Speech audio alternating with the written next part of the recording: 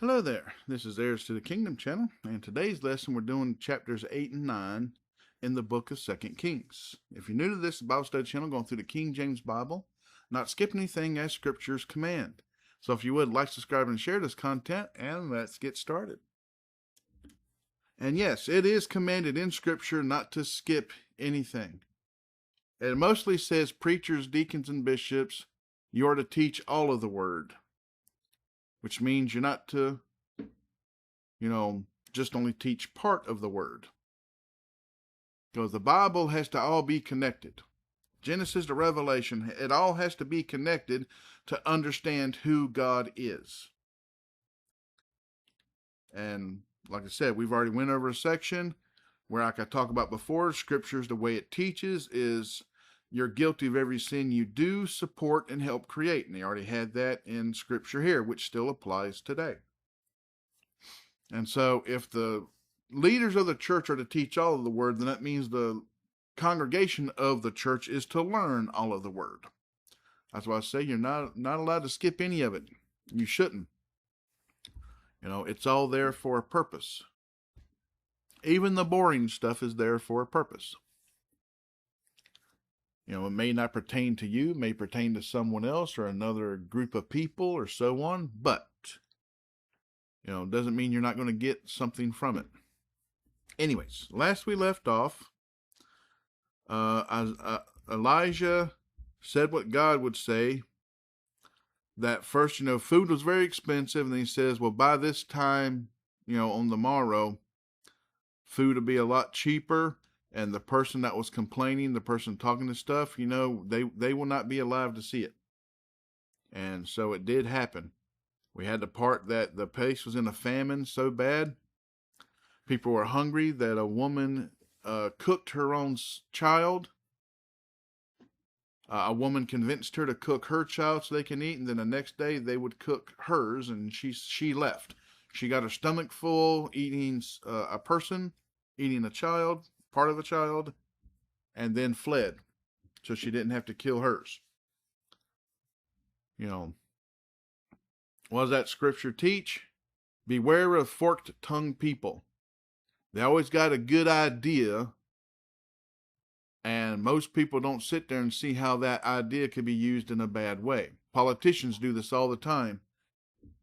Especially today, the outcomes. What about this? Or what we need to do this because this might happen. Or what about this? And blah blah blah. The Democrats like to say that stupid thing is, if it saves just one life. And most of the time, I'm sitting there saying, the only life it'll save is people like yours that are corrupt and wicked and destroyers of everyone else. So no, not if it saves your life, because you're not worth saving. Not life-wise anyways. I mean, I'd love for your soul to get saved and get right with God, but, a lot of people don't really care about what God's got to say. They just care about themselves, just like the hungry women. They didn't mention their man being in there, a husband or something like that. So more than likely, for a woman to have a child, she wasn't called a widow either. It wasn't two widow women. So it's probably two harlots that got pregnant by being harlots and had children in that situation.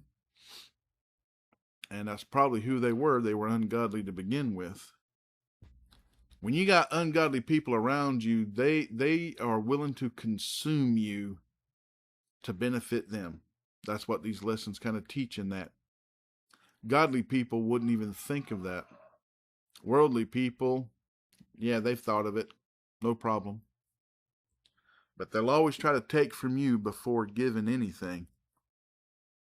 That's why you got to watch out. Like I always say, if you want to know who a woman truly is, if she can be trusted or not, if she votes, she sins against God. If she's a politician, she sins against God. If she supports women being politicians, she sins against God. If you're a judge, on a jury, prosecutor, district attorneys, police officers, soldiers, CEOs, boss babes, going to colleges, this, that, and the other, being teachers, all of this stuff is ungodly for a woman to be doing. Scripture talks about this. And if a woman supports it, then she's guilty of it as well. Whether she does it or not, if she supports it happening, if she supports feminism, well, she doesn't think of God. And you always have to remember that. So if you want to know who a person truly is, just look at the fruits. Know a tree by the fruit that it bears. So let's go ahead and get started here in this lesson. Chapter 8, verse 1. Then spake Elijah unto the woman whose son he had restored to life, saying, Arise and go thou and thine household, and sojourn wheresoever thou canst sojourn. For the Lord hath called for a famine, and it shall also come upon the land 7 years. And the woman arose and did after the saying of the man of God, and she went with her household and sojourned in the land of the Philistines 7 years. And it came to pass at the 7 years' end that the woman returned out of the land of the Philistines, and she went forth to cry unto the king for her house and for her land. And the king talked to Gehazi, the servant of the man of God, saying, Tell me, I pray thee, all the great things that Elisha hath done. Now Gehazi, so 7 years later, he's also been given the leprosy. So leprosy is not a fast death, it is a slow death. Quite slow. A painful one at that. Verse 5. And it came to pass, as he was telling the king how he had restored a dead body to life, that behold, the woman whose son he had restored to life cried to the king for her house and for her land. And Gehazi said, My lord, O king, this is the woman, and this is her son, whom Elijah restored to life. Sometimes you just got to be careful in giving away too much information. Let's see on into the story here if he starts using that as a weapon, because the king don't like Elijah, but he knows he can't go against, God's prophet, especially Elijah, because he's Elijah and Elisha. They have called fire down from heaven to consume enemies, and it happened. So that's God telling them, says, hey, you've killed prophets in the past. Don't mess with these, type thing. Like these are here for a very specific reason. You try messing with them, I don't care who you are, I'm taking you out. All they got to do is ask. The famine in the land is because of all the sin in the land too. People following wickedness. Not everybody there, but enough to matter. Same thing's happening in America. There's a bunch of problems happening in America. Now things are changing. Christianity is growing again in America. And so we're hopefully be able to take our country back from the wickedness that's consuming it. But a lot of bad things have to happen. God uses bad things to get people's attention and saying, hey, turn back to me or it's going to get worse. He did it with the Israelites lots of times, and a lot of times they fall onto a human being to save them instead of God. And God's like, no, I'm the one that's taking care of you. That person may be there because I put them there. It doesn't mean that they're doing it. It's like they're just doing what I say. Stuff like that. But anyways, verse 6. And when the king asked the woman, she told him. So the king appointed unto her a certain officer, saying, Restore all that was hers and all the fruits of the field since the day that she left the land, even until now. And Elijah came to Damascus, and Ben-Hadad, the king of Syria, was sick. And it was told him, saying, The man of God is come hither. And the king said unto Hazael, Take a present in thine hand, and go, meet the man of God, and inquire of the Lord by him, saying, Shall I recover of this disease? So Hazael went to meet him, and took a present with him, even of every good thing of Damascus, 40 camels, burden, and came and stood before him. Now, burden means it was loaded down. So it was 40 camels loaded down. And came and stood before him and said, Thy son Ben-Hadad, king of Syria, hath sent me to thee, saying, Shall I recover of this disease? And Elijah said unto him, Go, say unto him, Thou mayest certainly recover. Howbeit the Lord hath showed me that he shall surely die. And he settled his countenance steadfastly until he was ashamed, And the man of God wept. And Hazael said, Why weepeth my lord? And he answered, Because I know the evil that thou wilt do unto the children of Israel. Their strongholds wilt thou set on fire, and their young men wilt thou slay with the sword, and wilt dash their children, and rip up their women with child. And Hazael said, But what? Is thy servant a dog? What he should do this great thing? That he should do this great thing? And Elijah answered, The Lord hath showed me that thou shalt be king over Syria. So he departed from Elijah and came to his master, who said to him, What said Elijah to thee? And he answered, He told me that thou shouldest surely recover. So this Hazael person is going to be king after the other king of Syria right now. And that's what Elijah was saying. He's weeping because, no, it's not him. You're going to do these. And so let's continue on here. It ain't, verse 15. And it came to pass on the morrow that he took a thick cloth and dipped it in water and spread it on his face, so that he died, and Hazael reigned in his stead. So not only, it says, well, no, he's like, yeah, the king's going to recover, but he's still going to die. And, Hazael's given, I guess he thought it was okay. Says, well, if I'm going to reign, I'm going to go ahead and do it now. But 16. And in the 5th year of Joram, the son of Ahab, king of Israel, Jehoshaphat being then king of Judah, Jehoram, the son of Jehoshaphat, king of Judah, began to reign. 32 years old was he when he began to reign, and he reigned 8 years in Jerusalem. And he walked in the way of the kings of Israel, as did the house of Ahab, for the daughter of Ahab was his wife, and he did evil in the sight of the Lord. Yeah, so it's like, all this bad stuff happens in their country, and they still ain't listening to God. Verse 19. Yet the Lord would not destroy Judah for David, his servant's sake, as he promised him to give him alway a light, and to his children. In this day Edom revolted from under the hand of Judah, and made a king over themselves. So Joram went over to Zair, and all the chariots with him, and he rose by night and smote the Edomites which compassed him about. And the captains of the chariots and the people fled into their tents.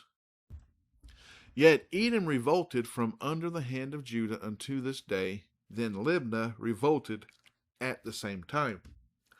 Yeah, people get tired of bad leadership, and eventually, that's what happened with the Civil War time frame of America. There's a lot of actual history that's not taught about that and why it all happened. Everyone just associates it with slavery, and that's not the case. I mean, slavery may have been a little part of it, but most people in the South did not have slaves. It was only the large plantations and stuff that had those. I think it was only like 1% of the population of the South that actually had slaves. So it's like it was not a major thing in the South, but what the South did not want was government overreach, because their ancestors fought against a tyrannical king. That's government overreach, trying to be in your life, telling you how to live, this, that, and the other. So the Constitution is just supposed to tell the government that they can't take away our God-given rights.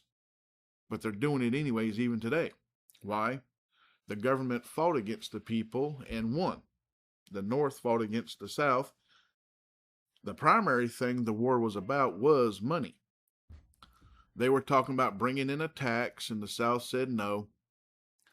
They were talking about this, that, and the other, and the South didn't want no part of that. And so that's why the South left. Because wait a minute, it's like we were told that if we join the Union, that if we're not happy, we can leave. So they left, and then the Union forced them to stay by war. That's how, I'm sorry, I don't see Abraham Lincoln being a great president. I see him being a horrible president, because the South was willing to work on the whole thing about, getting rid of people being slaves and this, that, and the other. They were willing to work with them, but the North was not willing to work with the South about it. So they were trying to have, a compromise there and an end goal. The North just wanted the whole thing was the North wanted the South to be bankrupt so they can come buy them out. The South lived very nice financial lives at this time, and they were just agriculture. The North was primarily, like the industry stuff, you know, but the South didn't need the industry stuff because they made their own stuff too. So the South, they made most of all the tobacco. That was a big cash crop then. That kept the South making lots of money. Cotton and tobacco is the two main cash crops. Anyways, going on from that, as I said, there's a lot of history people ain't being taught about what all happened at that time. And it all got lost. But nonetheless, mission accomplished. The North bankrupted the South. They destroyed it financially. And it's just now starting to actually come back financially. And now the North is falling apart. And ain't got nothing to do with Republicans or Democrats or politicians in general. It's just crappy leadership. And it's like, I ain't saying slavery is right, because we're all slaves to something as it is anyways today. Try living without food, air, water, housing, clothing. Try it for a little bit. See how long you last. We're all a slave to something. Like I'm a Christian, I'm a slave to Christ. I voluntarily enslave myself to the Lord. Everybody's in servitude for something. If you think you're free in America or anywhere else in the land, try living without the government's permission. See how far you get. So don't sit there and think that whole thing was about slavery. That ain't nothing, really almost nothing to do with it. They just use that as a reason to get the other people to accept what they were doing. Just like they do this stuff today, talking about the anti-trans stuff and the anti-this, the anti-that, and they're still trying to create this civil war in America. Why? Because they like war, I guess. I don't know. Anyways, moving on. The people are tired in America today. The people are getting tired of governments in general. They want smaller government, get out of our lives. You're ruining things, so on and so forth. That's what's happening here as well. Eventually people get tired of it. And let's continue on here, verse 23. And the rest of the acts of Joram and all that he did, are they not written in the book of the Chronicles of the kings of Judah? And Joram slept with his fathers and was buried with his fathers in the city of David. And Ahaziah, I always have a hard time saying this one. Ahaziah, I think that's how you Ahaziah, Ahaziah, that's a weird one to say. So I don't know, maybe the A in the front silent, so it's Haziah. Let's go with that one. I'm just going to say Haziah. His son reigned in his stead. In the 12th year of Joram, the son of Ahab, so it ain't silent there. Anyway, screw on. And let's just continue on here. The son of Ahab, king of Israel, did Haziah, the son of Jehoram, king of Judah, began to reign. I don't know. I wish I knew how to say that. Ahaziah. I guess you're supposed to say it slow. You can't say it fast. Not with my dyslexia. It comes off as something, I don't know. Anyways, 26. 2 and 20 years old was Ahaziah when he began to reign. And he reigned 1 year in Jerusalem, and his mother's name was Athaliah. That's now we get where that weird name's from. Athaliah, the daughter of Omri, king of Israel. So he only get to reign 1 year. So either he was very godly or very not godly. Because if you're too goody two-shoes, the people hate you for it because they've been living life in sin for so long. Now you said come in and change everything, then they just want to get rid of you. Says, nah, we're comfortable the way we're doing things. Even though it's leading us into destruction, we're okay with it. We like the rut we're living in type thing. Let's continue on here, 27. And he walked in the way of the house of Ahab. Nope, he did evil. And did evil in the sight of the Lord, as did the house of Ahab, for he was the son-in-law of the house of Ahab. And he went with Joram, the son of Ahab, to the war against Hazael, king of Syria, in Ramoth Gilead, and the Syrians wounded Joram. And King Joram went back to be healed in Jezreel of the wounds which the Syrians had given him at Ramah, when he fought against Hazael, king of Syria, and Ahaziah, the son of Jehoram, king of Judah, went down to see Joram, the son of Ahab, in Jezreel, because he was sick. And Elijah the prophet called one of the children of the prophets and said unto him, Gird up thy loins, and take this box of oil in thine hand, and go to Ramoth Gilead. And when thou comest thither, look out there Jehu the son of Jehoshaphat, the son of Nimshi, and go in and make him arise up from among his brethren, and carry him to an inner chamber. Then take the box of oil and pour it on his head, and say, Thus saith the Lord, I have anointed thee king over Israel. Then open the door and flee, and tarry not. So the young man, even the young man, the prophet, went to Ramoth Gilead. And when he came, behold, the captains of the host were sitting, and he said, I have an errand to thee, O captain. And Jehu said, Unto which of all of us? Unto which of all us? And he said, To thee, O captain. And he arose and went into the house, and he poured the oil on his head, and said unto him, Thus saith the Lord God of Israel, I have anointed thee king over the people of the Lord, even over Israel. And thou shalt smite the house of Ahab thy master, that I may avenge the blood of my servants the prophets, and the blood of all the servants of the Lord at the hand of Jezebel. For the whole house of Ahab shall perish, and I will cut off from Ahab him that pisseth against the wall, and him that is shut up and left in Israel. And I will make the house of Ahab like the house of Jeroboam the son of Nebat, and like the house of Baasha the son of Ahijah. And the dog shall eat Jezebel in the portion of Jezreel, and there shall be none to bury her. And he opened the door and fled. Then Jehu came forth to the servants of his Lord, and one said unto him, Is all well? Therefore came this mad fellow to thee. And he said unto them, Ye know the man and his communication. And they said, It is false. Tell us now. And he said, Thus and thus spake he to me, saying, Thus saith the Lord, I have anointed thee king over Israel. Then they hasted and took every man his garment, and put it under him on the top of the stairs, and blew with trumpets, saying, Jehu is king. So Jehu the son of Jehoshaphat, the son of Nimshi, conspired against Joram. Now Joram had kept Ramoth Gilead, he and all Israel, because of Hazael king of Syria. But King Joram was returned to be healed in Jezreel of the wounds which the Syrians had given him, when he fought with Hazael king of Syria.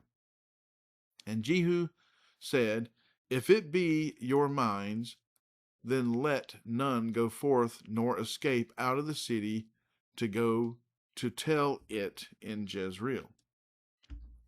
So Jehu rode in a chariot and went to Jezreel, for Joram lay there. And Ahaziah king of Judah was come down to see Joram.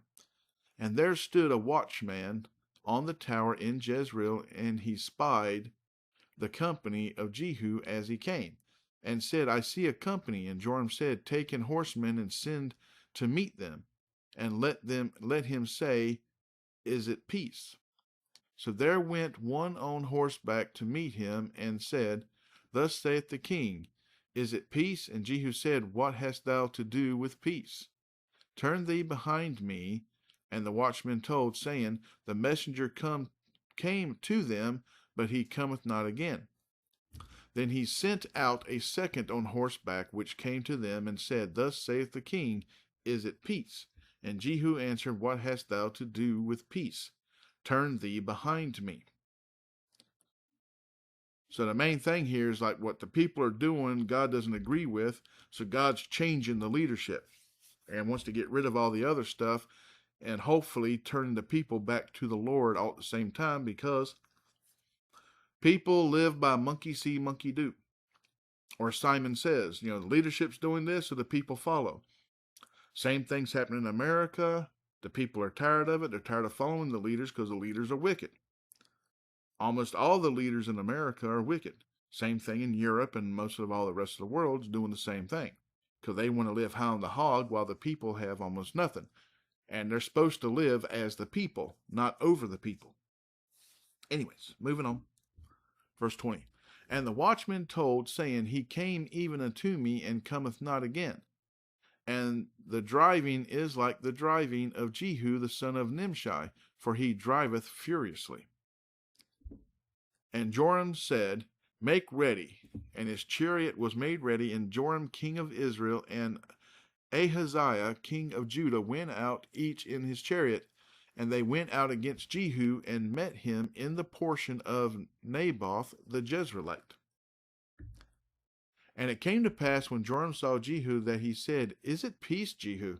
And he answered, What peace, so long as the whoredoms of thy mother Jezebel and her witchcrafts are so many?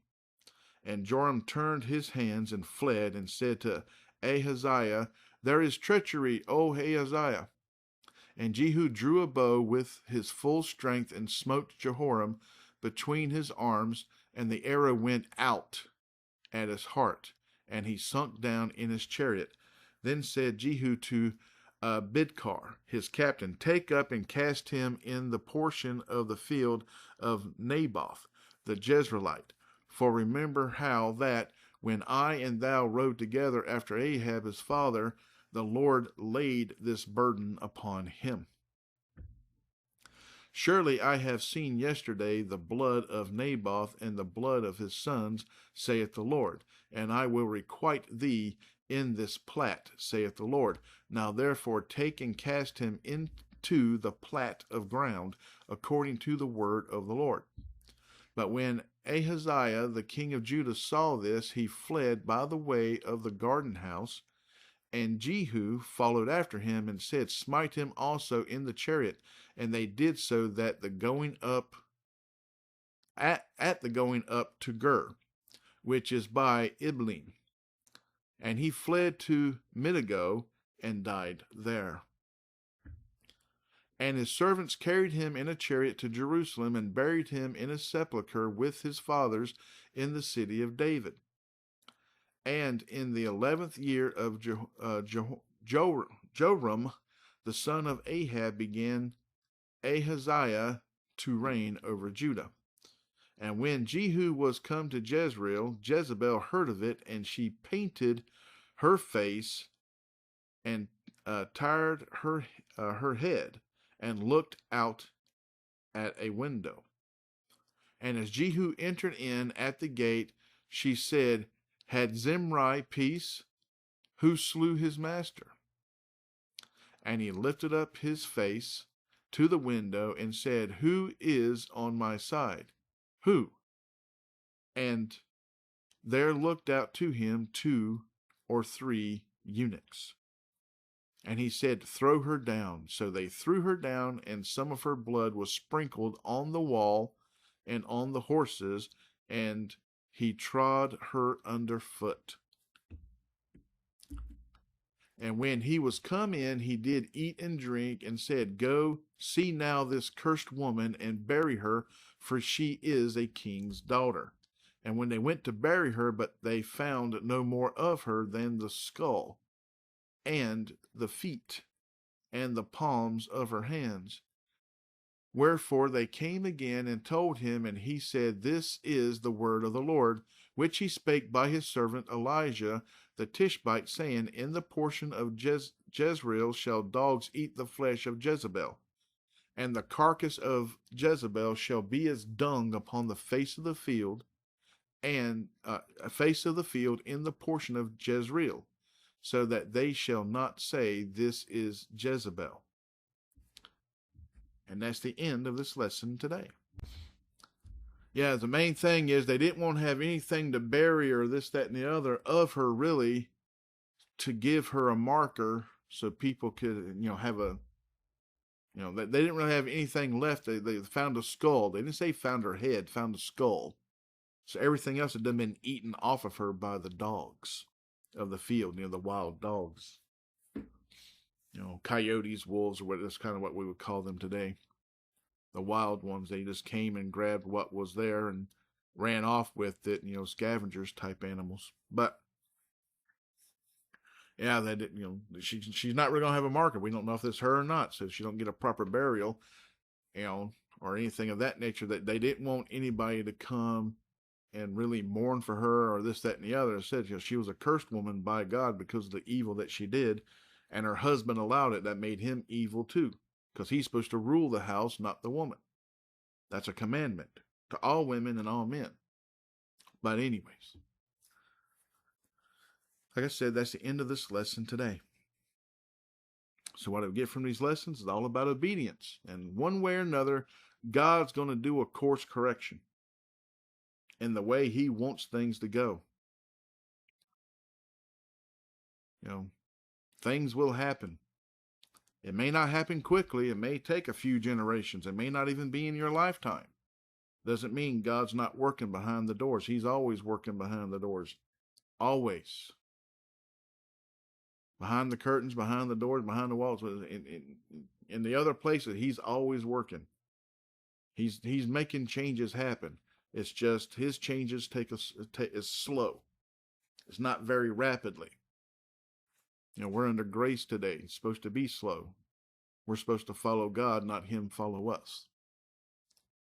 So we're supposed to do it his way. If he gets involved, then yeah, he's going to let kingdoms collapse, nations fall, come under severe hard times to show them this is what it's like when you don't follow me. That's what God says. So you will have very hard lives. You know, you may do things to help your life be easy, but trust me, there's going to be someone over you that's going to make you got to live it their way instead of your way, instead of following God, because you'd be cast out of those lands. Or like I said, we got parts of the world today where the Holy Bible, you know, the Bible is banned. It's illegal, not allowed to exist. People are executed for having it. For being Christian, they are executed. So that's how much the world hates God and Jesus. Anyways, don't forget to pray. Always pray. Lost or found, yourself, others, all people, all nations, everywhere, everything. And don't forget to ask for a double portion. And never forget to give God all the praise, glory, and worship and thanks in everything, the good, the bad, the ugly, and the indifferent. That's the end of this lesson today. So until next time, God bless, good day, and goodbye.